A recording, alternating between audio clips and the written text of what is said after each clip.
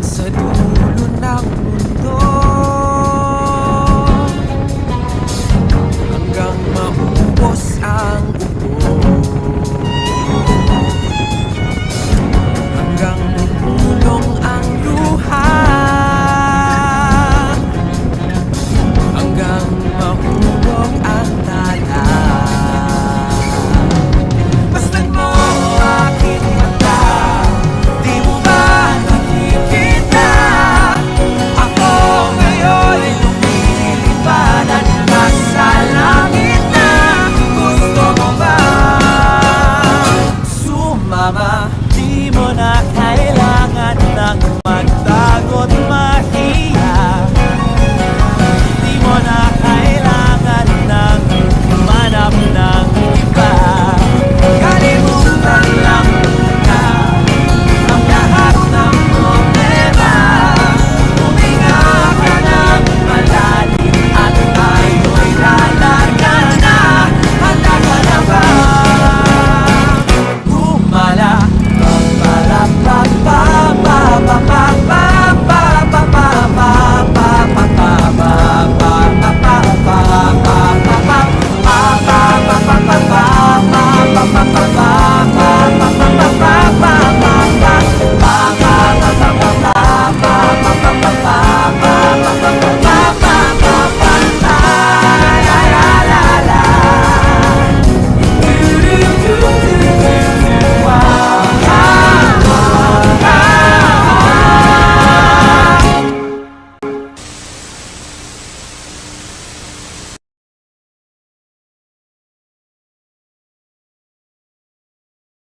Sa episode na ito pupunta tayo ng Dingalan Aurora, hahanap tayo ng camping site sa tabi ng dagat.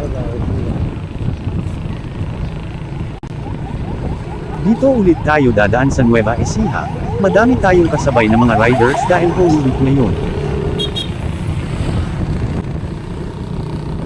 Gapan is now considered as the footwear capital of the North. Also it is an inseparable part of the rice granary of the Philippines.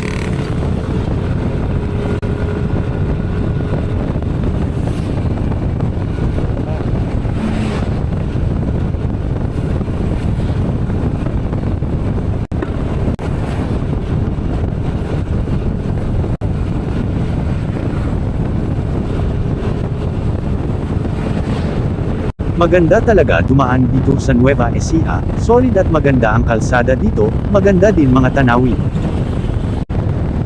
Madami din kayong madadaanan na ganito, nakalatag ang mga palay sa kalsada.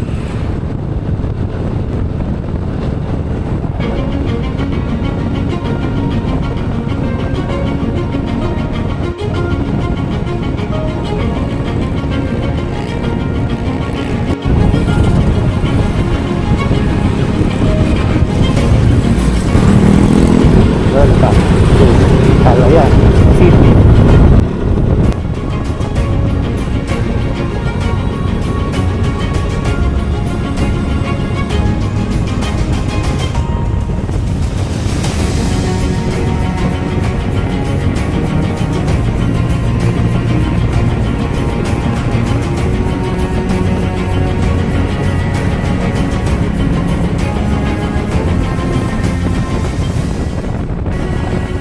Pag nakarating na kayo dito sa Laur, matatanaw niyo na ang mga kabundukan ng Gabaldon.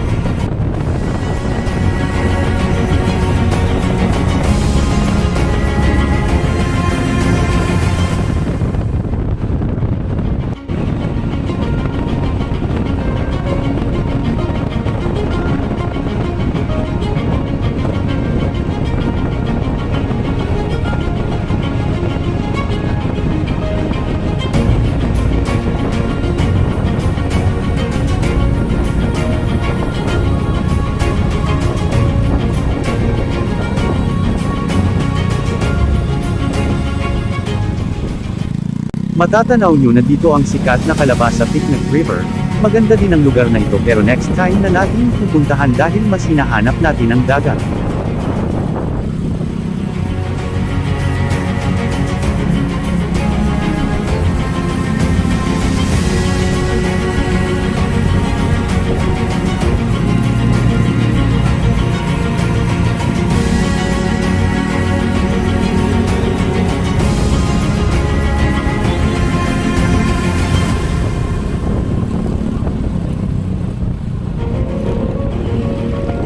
Narating na natin ang sikat na Gabaldon Eagle statue, napakadaming tao ang nagpipicture at nagpapahinga.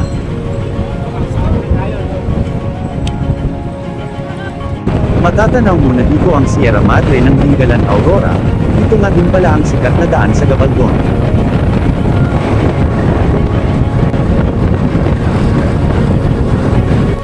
Andito na pala tayo sa butas na bato, maganda magtambay at magpicture sa mismong spot sa may butas na bato, kitang-kita mo ang Pacific Bay ng Dingalan Aurora.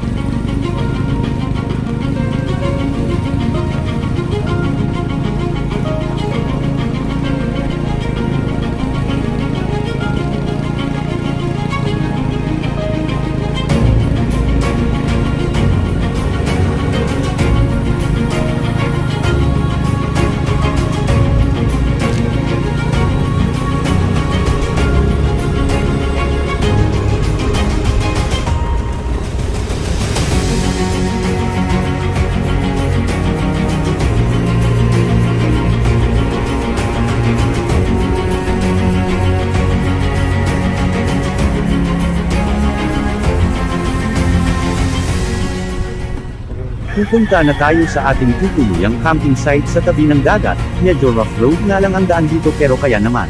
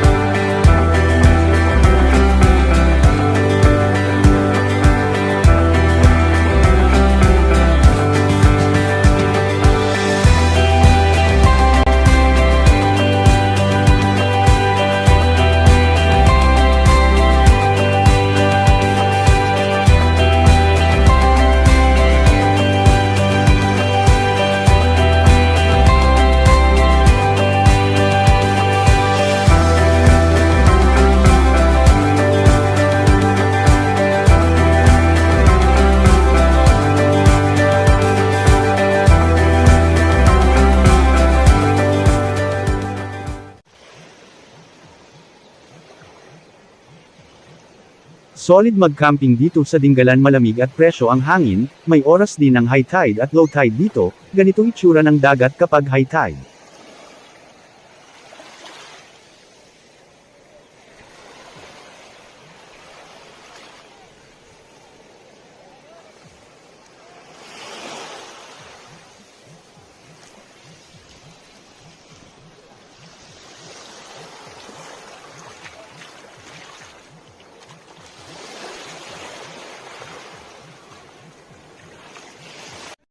Ganito naman ang itsura kapag low tide, grabe sobrang ganda, kitang-kita mo din ang mga bato sa ilalim ng dagat.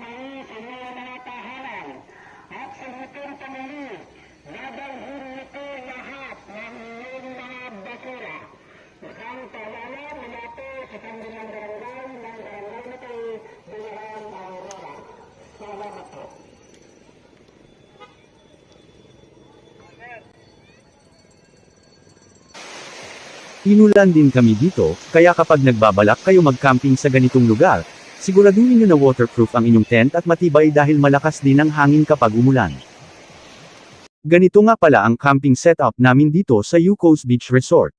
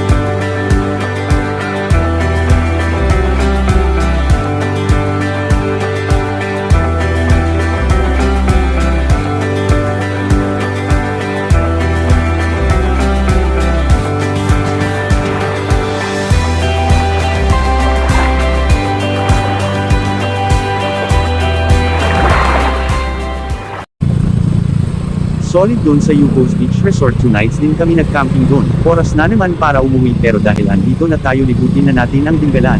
Puntahan natin ang grotto. Abot na yung mga natin. Kahit pala dito pwede maglatag ng tent.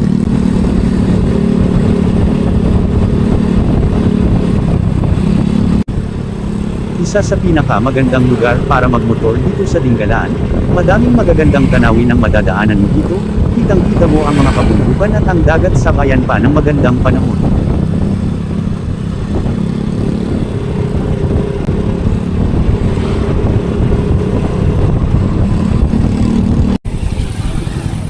Okay, yung mata ko din ang mga pinta ng sama.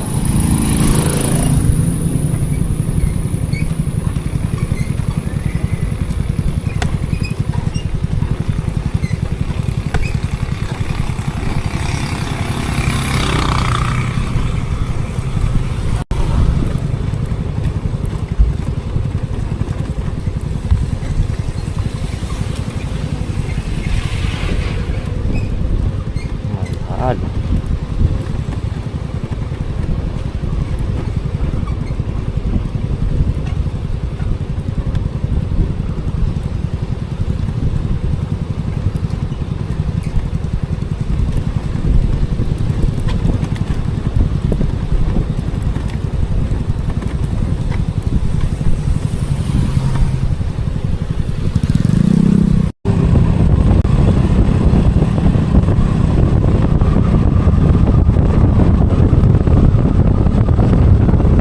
Ganito ang view dito sa taas ng grotto, sayang hindi namin napuntahan ang Batanes of the East. Okay din naman ang view dito, napakasinep ng lugar.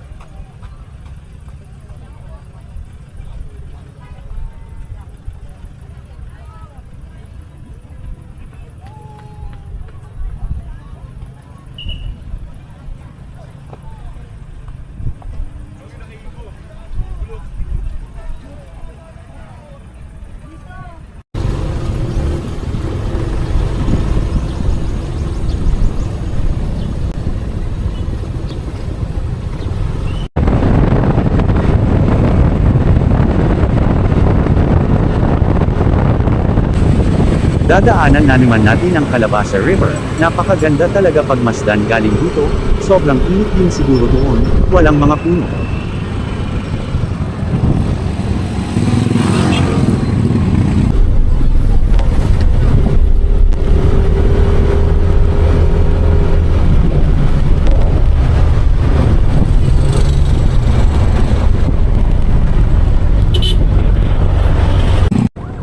Sinubukan nga din pala namin pumunta pero hindi na kami nagtagal dahil wala nang daan patawid ng ilog.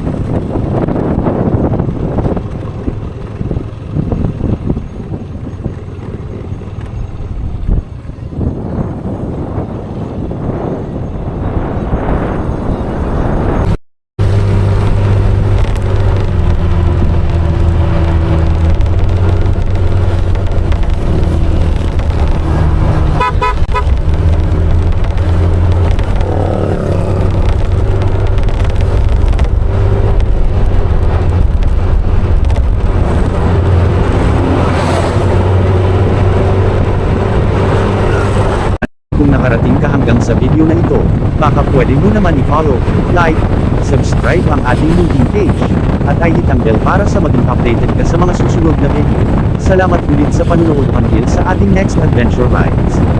Ride safe, stay calm lang palagi, iwas road rage.